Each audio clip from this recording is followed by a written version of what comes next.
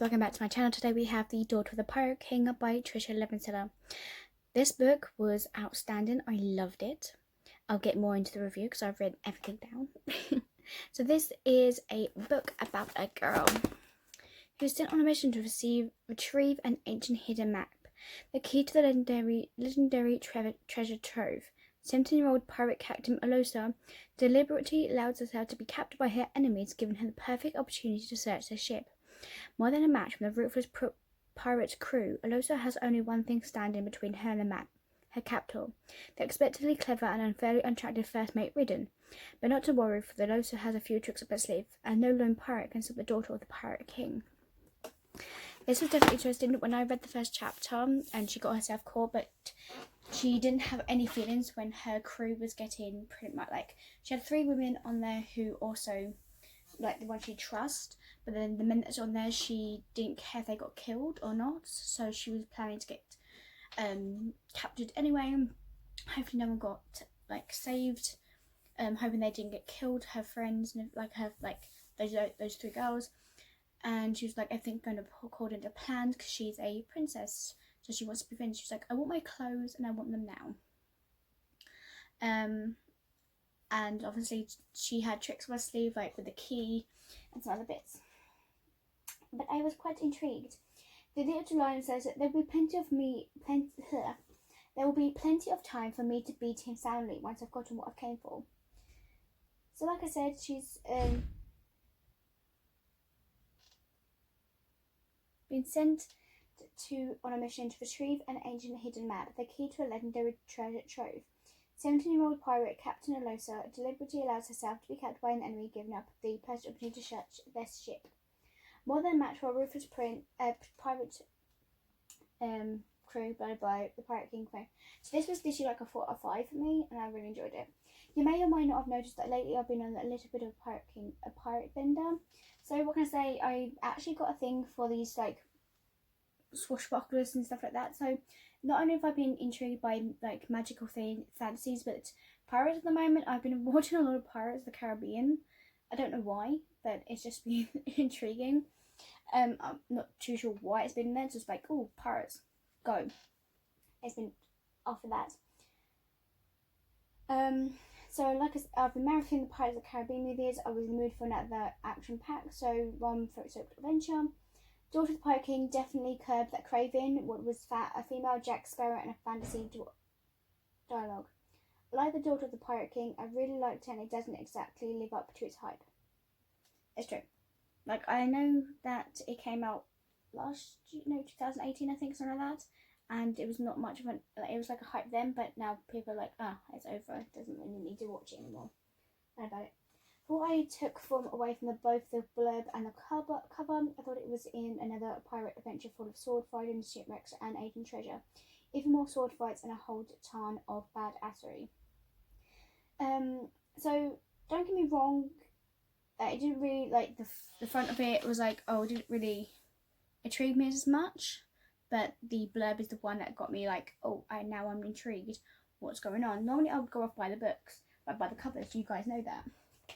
But I was really intrigued by the blurb of this, so I was like, I have to get this. So it was still a lot of fun, definitely worth the read. Daughter of the Pirate King was one of those books that you either love or hate. I definitely love it. Literally, I cannot wait to read the second book, which is Daughter of the Siren Queen. Interesting. Before picking up this one, I did do a whole Goodreads review check and had a lot of mixed reviews because, as I said, Daughter of the Pirate King isn't actually very action-packed for a pirate-themed novel, and this is until you reach the final act of the novel. So in The Daughter of the Pirate King, we follow protagonist Alosa, who is literally the daughter of the King of Pirates. The King rules the high sea with iron fist and a will of steel, and he has been given Alosa a mission. She has allowed herself to be kidnapped, held by prisoner by the enemy, so that she can comb the ship in order to find an ancient map, which holds the secret to the Pirate Lord's treasure. So she finds out on the thing that these the ship crewmates and everything are younger than they thought to be, because their father, Ridden, and Kraken, I can't say, are brothers, and it seems that they killed their father, something like that. So what's left for the Alosa story?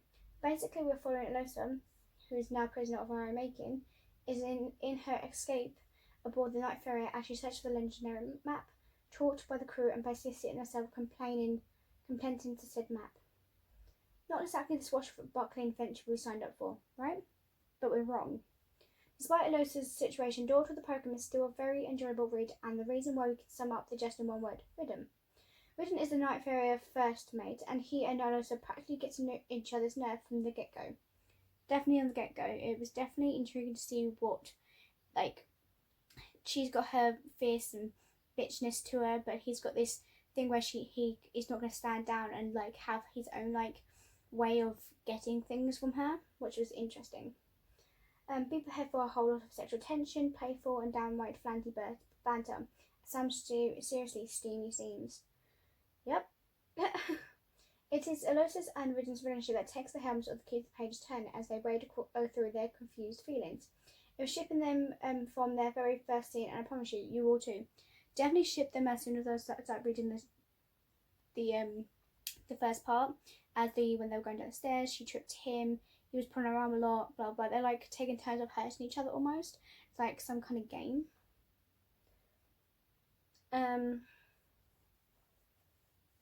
So once I got over the disappointment of not being like super epic pirate fantasy, I easily got into the flow of Losa's story and couldn't put it down. Which is an easy book that I can read in one sitting. I couldn't believe I actually read this in one sitting, which is very rare for me to do that, especially a solid book like that. Not only she had to stage her escape for when the crew don't come for her after she must stage her capture again, I think I rolled my eyes along with Alosa when she couldn't believe that she had to literally do everything by herself.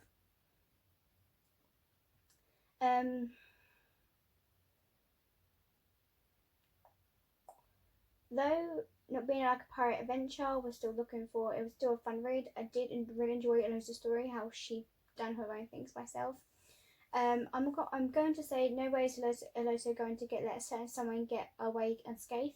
Such a hilarious and quick read, but make sure you pick this one up knowing it was light and humorous. I'm full on enjoying this, and I cannot wait to read The Daughter of the Siren Queen. Because guys, it was really good, and I really enjoyed it. So I hope you guys enjoyed this too. I'm enjoying this.